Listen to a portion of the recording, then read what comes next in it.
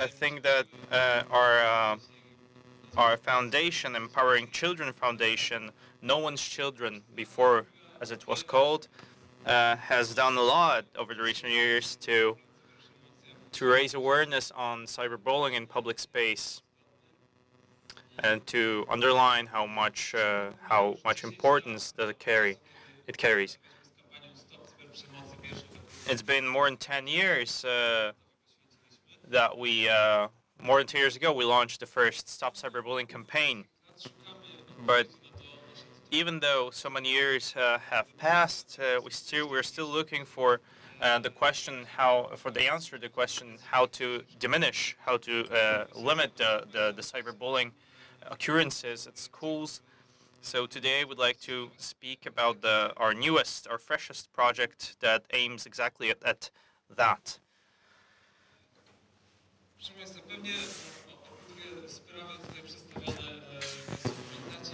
I'm sure you remember these two cases that appear here. The first one that was very much mediatic in Poland, that was 2006, Ania from Gdańsk. She was bullied by her peers. She was undressed in class. She was humiliated. The video hit the internet, and she committed suicide.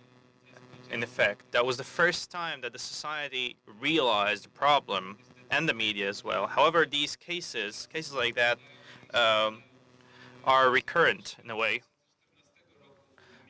Also, Dominik from Bieżuń in 2014 committed a suicide. It was quite frightening to see that the cyberbullying on the internet, aggressive comments on him, and the aggression of certain groups from his environment did not cease even after his death. So it's really hard to imagine, it's hard to understand. However, it is the reality. So these are the most dramatic cases that the entire country is speaking about. However, the statistics show that cyberbullying does happen frequently.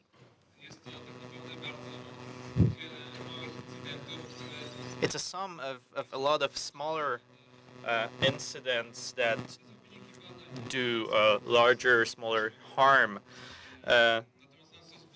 This is the research by NASC, the National Research Institute, from last year. If you compare this research on cyberbullying with research on other threats, other dangers, other perils, that you'll see that this scale fluctuates, depends on the form of bullying, from calling names to cyberbullying itself. And this passes through humiliation, threats, dissemination of humiliating, compromising materials. These are very important numbers. More than 10% of the teenagers experience these.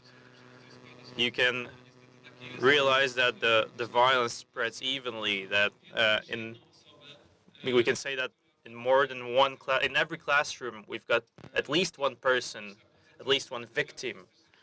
Even though the public opinion turns its eye more to the most drastic cases, even though that's the case, we see that it's a large-scale and permanent problem.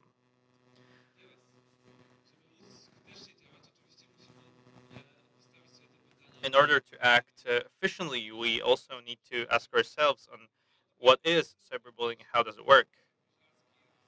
Professor Pżalski, who was our collaborator on this project, yesterday dove very deeply into the matter. However, please take a look at these components. In a traditional peer violence, these certain components appear. The bullying is recurrent. The perpetrator is usually the stronger one, and they humiliate the weaker person in the relationship, and it's recurrent. It's is not, it's not that clear and straightforward anymore.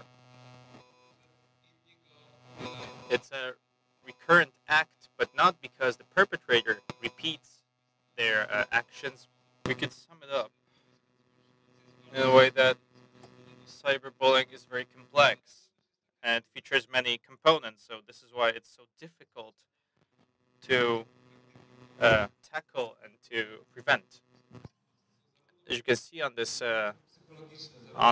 graph, you've got psychological mechanisms as well as the question of the automatisms, the no self-control. That's some things we do as acting upon our reflexes on the internet. Another problem is, as our predecessors mentioned, the lack of skills to react relevantly on what to do in a certain situation, and by consequence worsening it. And this is true to the witnesses and victims and perpetrators, of course. Other questions are the technological factors. Security breaches, where a certain account is breached and information stolen, and then it's used for blackmail. This may be due to inadequate security measures. And finally, what appears a lot in our conversations with young people, violence and bullying is treated as entertainment due to the lack of other kinds of more positive pastimes on the internet. So in the most general way, this is how the problem looks. I'll pass the floor to Iwona, and she'll tell you about our newest project. The answer to this prevention needs, these prevention needs that were discussed by Szymon, could be the program that I'll describe in a few words briefly here. The title, you can see it on the screen, the program of multi-aspect universal prevention of electronic abuse. The program is financed by the Polish National Research and Development Center. The experts that form this this working group, you see 3 NGOs here, 3 foundations, and 2 research institutes. I'll try and describe very briefly the most general premises of this program, as well as the thematic details and some classroom scenarios. So the most important features of this program: first, interdisciplinarity, which guarantees the comprehensiveness of the program. This is the fact that the creators of this program feature foundations that and other centers that address violence from many points of view. This is why the program features a technological aspect on privacy and security in the network, in the internet, and also aspects of teaching, where pedagogical ones, where we focus on positive use of internet by the youth, and a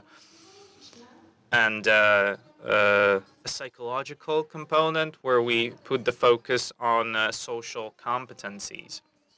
Another feature of the program is to get to the bottom of the problem. We try not to scare the teenagers, but rather to show them the origins and mechanisms of cyberbullying. We try and base our actions on the experiences of the teenagers themselves. So we promote the proactive methods, sharing, and there's brainstorming involved. But every student can reflect upon these matters individually. They are given the opportunity to think on how does it work for me, and contrast this worldview with the worldview of their peers. Another feature, another characteristics of the program is its multimedia character. Apart from the usual scenarios, we also provide multimedia presentations, videos, interactive apps, mobile apps, and a dedicated platform.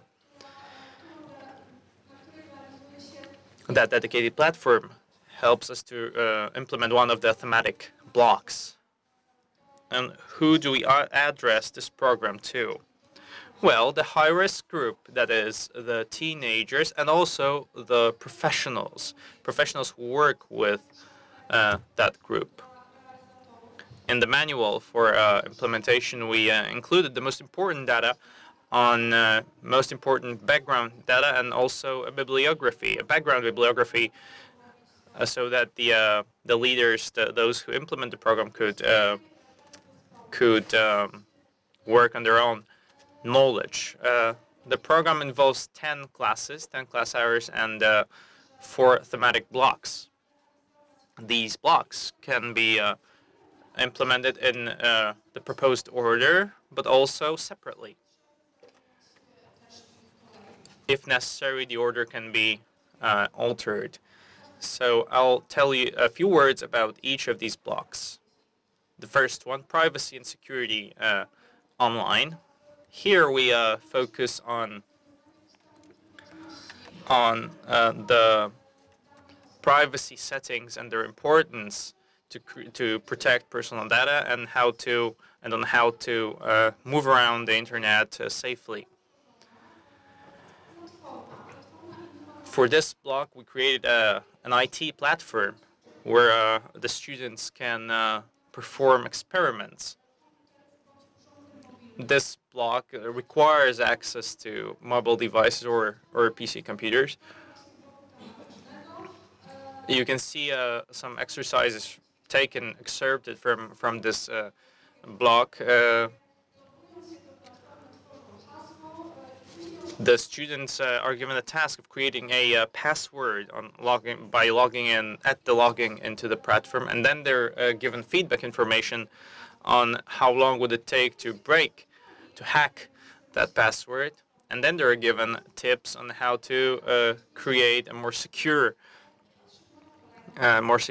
password, and then they receive another feedback. As you can see, the advantage of this thematic block is that each student, apart from hard knowledge,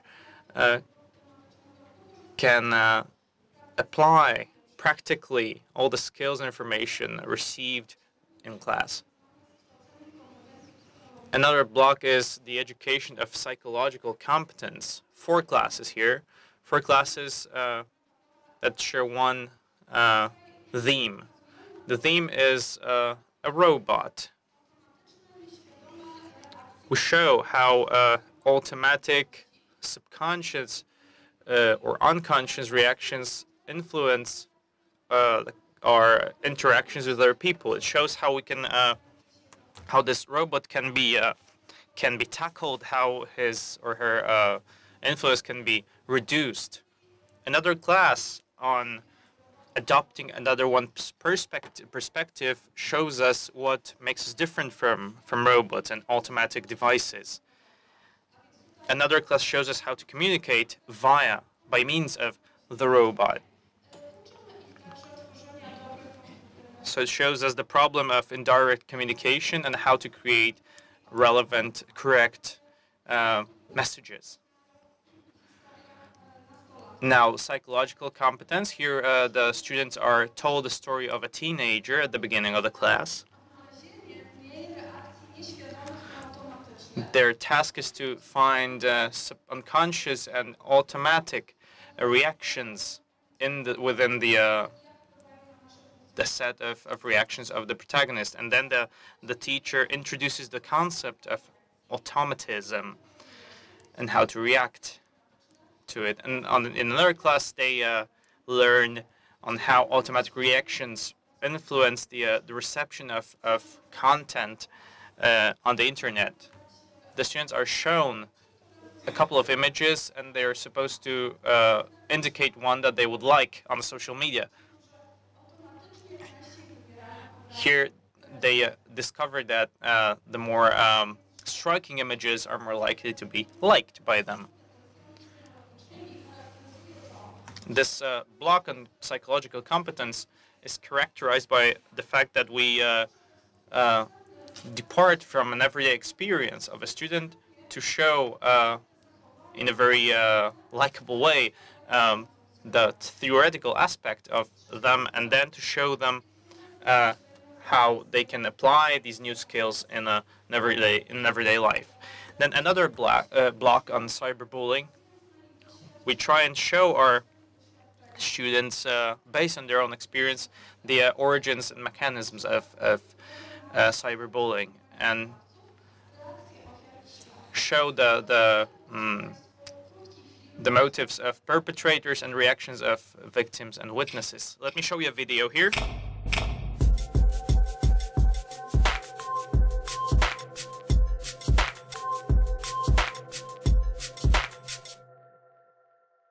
Opowiesz nam o Olce? Olka jest właściwie okej. Poznałem ją niedawno, nawet siedzieliśmy razem w jednej ławce. Mieszka nawet niedaleko mnie. I nagle ktoś wrzucił jej zdjęcie. Coś się stało. Początkowo właściwie to nie było nic konkretnego. Jednak od początku wydawało mi się, że może wyjść z tego coś złego. I tak się niestety stało.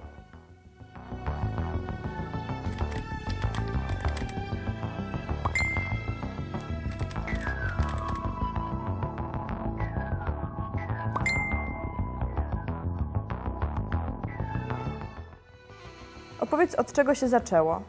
Najpierw było to zdjęcie, potem komentarze, a jeszcze później założyli grupę i praktycznie wszyscy mnie na niej obrażali.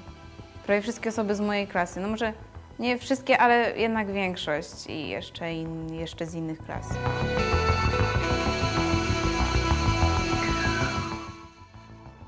I jak się wtedy poczułaś? Czułam się strasznie, bo komentarzy, lajków i tych udostępnień tylko przybywało. I jednak każda taka obelga boli i to jest normalne, a było tylko tego coraz więcej. Nie wiedziałam, jak mam sobie z tym poradzić.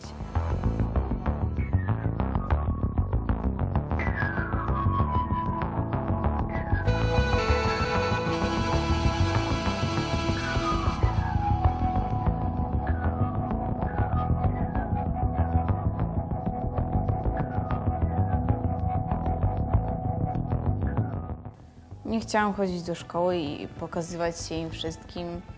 Nie wiem, chciałam zniknąć, po prostu najlepiej od tego uciec. Jak to się rozwijało? Tak jest w necie. Raz ty hejtujesz kogoś, a raz ktoś ciebie. No niby dopisywaliśmy codziennie tam jakieś różne rzeczy, no ale to chyba normalne, nie? Dołączyło się sporo osób. Większość tak przy okazji. Po jakimś czasie nie było to już takie zabawne, ale robiliśmy to tak dla zasady. Już tak było. My z dziewczynami tylko lajkowałyśmy różne rzeczy.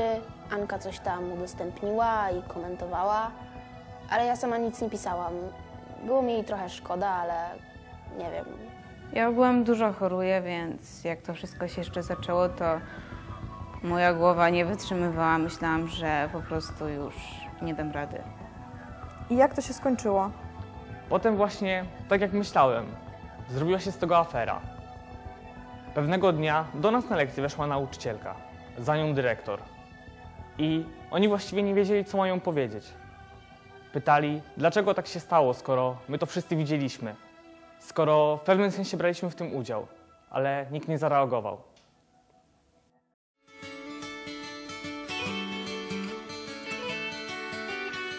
Students having seen this video are supposed to analyze the behavior of perpetrators, of the victim, and of the witness. We focus here on witnesses first and foremost, and the students are supposed to find relevant behaviors, situation-relevant behaviors of the witnesses. And that way, they see the range of behaviors that they can use, they can implement, being themselves witnesses of cyberbullying. The last module here, the last block of this prevention program is focuses on using the opportunities given by the internet. Here we focus on three main aspects. first, developing one's own interests and sharing them. Second, helping others online and looking for help online. And third, online creativity. The students deal with each and every one of these aspects, and by looking for solutions, answer the questions on what positive impact they can have by means of which internet tools, how in essence that could be done. An additional support for the teacher could be the working card here, the working form. In case the students are not very much creative in working out their own solutions, it can be made up with this working card and proposed solutions. Then we propose homework at the end of this. It can be an individual or a group project. I'd like to show you also the set of tools that we propose for the teacher. These are usually classroom scenarios with working forms, and also a manual where the methodology and most relevant ideas and tips and tricks are provided, together with a very rich background bibliography for reference. Also, multimedia presentations, videos, interactive web apps, mobile apps, platforms, and the IT platform to implement the blog on privacy and security on the internet. The teachers that take part in the pilot phase and in the training, it can be it all will be provided in the form of an e-learning course. Szymon will tell you about the stage of that the project finds itself in at the moment. As it's been said, this program, due to the long cooperation with our scientific partners, has been implemented into its pilot version, and the current version going on from this fall these will be launched this fall. And now I'd like to call upon yourselves, if you work in a new reformed elementary school, you find yourself interested in this program.